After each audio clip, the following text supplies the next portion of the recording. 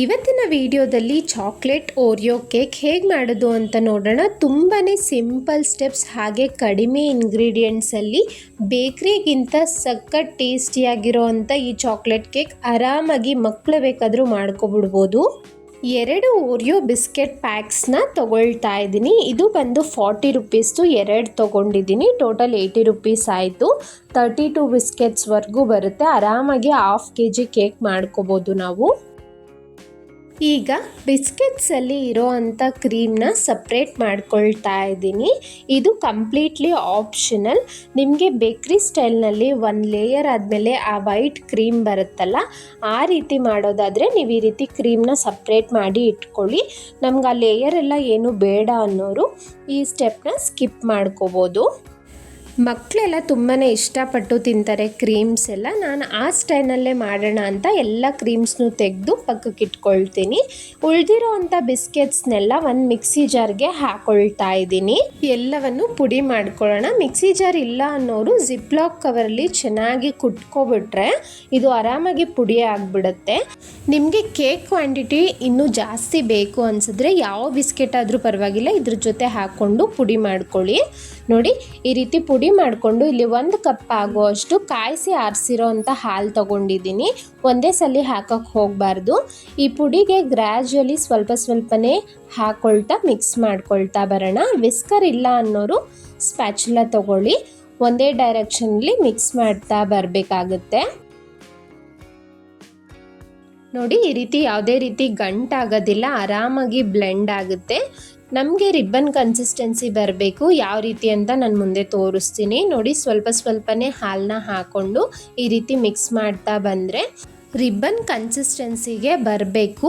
Ribbon consistency ಅಂದರೆ ಈಗ ವಿಡಿಯೋದಲ್ಲಿ ತೋರಿಸ್ತಿದ್ದೀನಿ ಅಲ್ಲ, ಈ ರೀತಿ ಬ್ಯಾಟರ್ ರೆಡಿ ಇರಬೇಕು. ಆಗ ಮಾತ್ರ ಪರ್ಫೆಕ್ಟಾಗಿ ಬರುತ್ತೆ. ಇದನ್ನು ಸೈಡ್ಗಿಡೋಣ. ನೆಕ್ಸ್ಟು ನೋಡಿ, 1/4 ಕಪ್ ಆಗೋಷ್ಟು ಹಾಲು ಉಳಿದಿದೆ, ಅದನ್ನು ಸೈಡ್ಗಿಡ್ತಾ ಇದ್ದೀನಿ. ತಳ ದಪ್ಪ ಇರೋವಂಥ ಒಂದು ಪಾತ್ರೆ ಅಥವಾ ಪ್ಯಾನ್ ತೊಗೊಳ್ಳಿ. ಇದು ಸ್ವಲ್ಪ ತೆಳ್ಳಗಿದೆ, ಅದಕ್ಕೋಸ್ಕರ ನಾನು ತಳದಲ್ಲಿ ಉಪ್ಪನ್ನು ಹಾಕ್ಕೊಂಡಿದ್ದೀನಿ. ಒಂದು ಸ್ಟ್ಯಾಂಡ್ ಇಡಿ. ಸ್ಟ್ಯಾಂಡ್ ಇಲ್ಲ ಅನ್ನೋರು ಯಾವುದಾದ್ರೂ ಬೌಲ್ನ ಟರ್ನ್ ಮಾಡಿ ಇಟ್ಟರು ಪರವಾಗಿಲ್ಲ. ಈಗ ಲಿಡ್ನ ಕ್ಲೋಸ್ ಮಾಡಿ 10 ನಿಮಿಷ ಪ್ರೀ ಹೀಟ್ ಮಾಡ್ಕೊಳ್ಳೋಣ. ನೆಕ್ಸ್ಟ್ ಈಗ ಕೇಕ್ ಟಿನ್ ಯಾವುದಾದ್ರೂ ಮನೇಲಿರೋ ಅಂಥ ಬೌಲ್ ತೊಗೊಳ್ಳಿ. ಸ್ಟೀಲ್ದಾದ್ರೂ ಅಥವಾ ಅಲ್ಯೂಮಿನಿಯಂ ಆದರೂ ಓಕೆ. ನಿಮ್ಮ ಹತ್ರ ಬೇಕಿಂಗ್ ಪೇಪರ್ ಇಲ್ಲ ಅಂದರೆ ಸ್ವಲ್ಪ ಆಯಿಲ್ನ ಅಪ್ಲೈ ಮಾಡಿ ಈ ರೀತಿ ಮೈದಾ ಹಿಟ್ಟಿಂದ ಅಥವಾ ಗೋಧಿ ಹಿಟ್ಟಿಂದ ಸ್ಪ್ರಿಂಕಲ್ ಮಾಡಿಕೊಂಡು ಟಿನ್ನ ರೆಡಿಯಾಗಿ ಇಟ್ಕೊಳ್ಳಿ. ನಿಮ್ಗಿನ್ನೂ ಅರ್ಥ ಆಗಿಲ್ಲ ಅಂದರೆ ನನ್ನ ಚಾನಲ್ನಲ್ಲಿ ಬೇರೆ ಕೇಕ್ ವಿಡಿಯೋಸಲ್ಲಿ ನೋಡಿ ಸ್ಟೆಪ್ ಬೈ ಸ್ಟೆಪ್ ಈ ರೀತಿ ರೆಡಿ ಮಾಡ್ಕೊಳ್ಳೋದನ್ನ ಡೀಟೇಲ್ ಆಗಿ ತೋರಿಸಿದ್ದೀನಿ.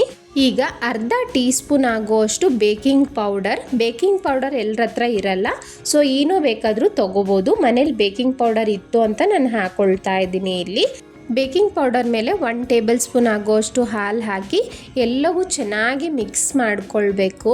ನೋಡಿ, ಈ ಬೇಕಿಂಗ್ ಪೌಡರ್ ಅಥವಾ ಏನು ಹಾಕ್ತೀವಿ ತುಂಬ ಹೊತ್ತು ಹೊರಗಡೆ ಇಡಬಾರ್ದು. ಅದಕ್ಕೆ ಎಲ್ಲವನ್ನು ರೆಡಿ ಮಾಡ್ಕೊಂಡ್ಮೇಲೆ ಈ ಸ್ಟೆಪ್ನ ತೋರಿಸ್ತಾ ಇದ್ದೀನಿ. ಸ್ಟೆಪ್ ಬೈ ಸ್ಟೆಪ್ ಅದೇ ರೀತಿ ಫಾಲೋ ಮಾಡಿ ಎಲ್ಲವೂ ಚೆನ್ನಾಗಿ ಮಿಕ್ಸ್ ಮಾಡ್ಕೊಳ್ತಾ ಇದ್ದೀನಿ. ಈಗ ನೋಡಿ, ಬ್ಯಾಟರ್ ರಿಬ್ಬನ್ ಕನ್ಸಿಸ್ಟೆನ್ಸಿ ಪರ್ಫೆಕ್ಟ್ ಆಗಿದೆ. ಈಗ ರೆಡಿ ಮಾಡಿ ಇಟ್ಕೊಂಡಿರೋ ಅಂಥ ಟಿನ್ಗೆ ಬ್ಯಾಟರ್ನ ಹಾಕ್ತಾ ಇದ್ದೀನಿ. ಯಾವುದೇ ರೀತಿ ಹೇರ್ ಗ್ಯಾಪ್ಸ್ ಇರಬಾರ್ದು. 1-2-3 ಸಲ ಟ್ಯಾಪ್ ಮಾಡಿ. ಈಗ ಪ್ರೀ ಹೀಟ್ ಆಗಿದೆ. ಲಿಡ್ನ ತೆಗೆದು ಆ ಬೌಲ್ ಏನಿದೆ ಅದನ್ನು ಇಡ್ತಾ ಇದ್ದೀನಿ. ಈಗ ಲಿಡ್ನ ಕ್ಲೋಸ್ ಮಾಡಿ 40-45 ನಿಮಿಷ ಲೋ ಫ್ಲೇಮಲ್ಲೇ ನಾನು ಕೇಕ್ನ ಬೇಕ್ ಮಾಡ್ಕೊಳ್ತೀನಿ.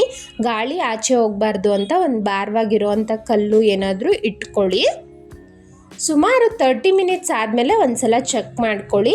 ಕೇಕ್ ಬೇಕಿಂಗ್ ಟೈಮ್ ಸ್ವಲ್ಪ ವೇರಿ ಆಗುತ್ತೆ, ಕ್ವಾಂಟಿಟಿ ಎಲ್ಲ ಅದ್ರ ಮೇಲೆ ಡಿಪೆಂಡ್ ಆಗಿ. ನಾನು ಸುಮಾರು ಇಲ್ಲಿ 40 ಮಿನಿಟ್ಸ್ ಆದಮೇಲೆ ಒಂದು ಚಾಕು ಅಥವಾ ಟೂತ್ ಪಿಕ್ಕಿಂದ ಚುಚ್ಚಿ ನೋಡಿದ್ರೆ ಒಂಚೂರು ಅಂಟಬಾರ್ದು. ಈ ರೀತಿ ಆಗಿದ್ರೆ ಸ್ಟವ್ನ ಆಫ್ ಮಾಡಿ ಮುಚ್ಚಿಟ್ಟು ಇದು ತಣ್ಣಗಾಗೋದಕ್ಕೆ ಬಿಟ್ಬಿಡಬೇಕು. ಯಾವಾಗಲೂ ಕ್ಲೋಸ್ ಮಾಡೇ ಇಡಿ.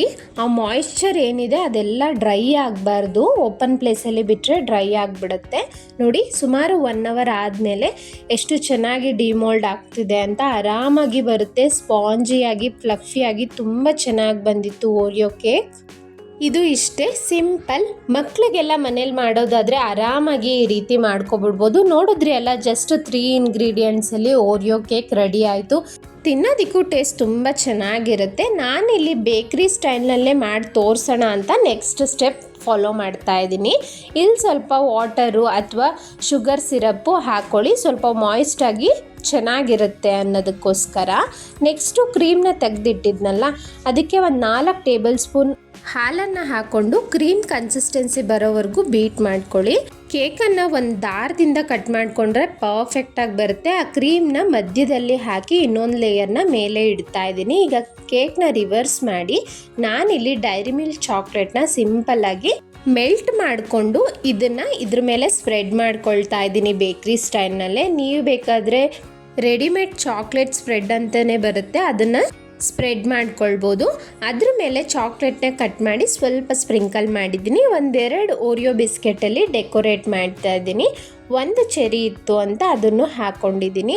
ನೋಡಿ, ಬೇಕ್ರಿ ಸ್ಟೈಲ್ನಲ್ಲೇ ಸಖತ್ ಸೂಪರ್ ಟೇಸ್ಟಿ ಆಗಿರೋ ಅಂಥ ಚಾಕ್ಲೇಟ್ ಕೇಕ್ ರೆಡಿ ಇದೆ. ಮನೆಯಲ್ಲಿ ಯಾವುದೇ ಫಂಕ್ಷನ್ ಇರಲಿ, ಕ್ರಿಸ್ಮಸ್ಗೆ, ನ್ಯೂ ಇಯರ್ಗೆ ಅಥವಾ ಮಕ್ಕಳ ಬರ್ಡೇ ಪಾರ್ಟೀಸ್ಗೆ ಈ ರೀತಿ ನೀವೇ ಚಾಕ್ಲೇಟ್ ಕೇಕ್ ಮಾಡ್ಕೊಳ್ಳಿ, ತುಂಬಾ ಚೆನ್ನಾಗಿರುತ್ತೆ. ಬೇಕ್ರಿಯಲ್ಲಿ 500 ಕೊಡೋದಕ್ಕಿಂತ ಜಸ್ಟ್ 150 ರುಪೀಸಲ್ಲಿ ಈ ಕೇಕ್ನ ಮಾಡ್ಕೊಬಿಡ್ಬೋದು. ಇನ್ನು ಸಿಂಪಲ್ಲಾಗಿ ಪ್ಲೇನ್ ಕೇಕ್ಸ್ ಎಲ್ಲ ನನ್ನ ಚಾನಲ್ನಲ್ಲಿ ಆಲ್ರೆಡಿ ಅಪ್ಲೋಡ್ ಆಗಿದೆ, ಇಂಟ್ರೆಸ್ಟ್ ಇರೋರು ಚೆಕ್ ಮಾಡಿ. ಹಾಗೆ ವಿಡಿಯೋ ಇಷ್ಟ ಆಗಿದ್ರೆ ಸಬ್ಸ್ಕ್ರೈಬ್ ಮಾಡಿ, ಲೈಕ್ ಮಾಡಿ, ನಿಮ್ಮ ಫ್ಯಾಮಿಲಿ ಫ್ರೆಂಡ್ಸ್ಗೆ ಶೇರ್ ಮಾಡೋದನ್ನು ಮರಿಬೇಡಿ. Advance happy Christmas and happy new year. Thank you.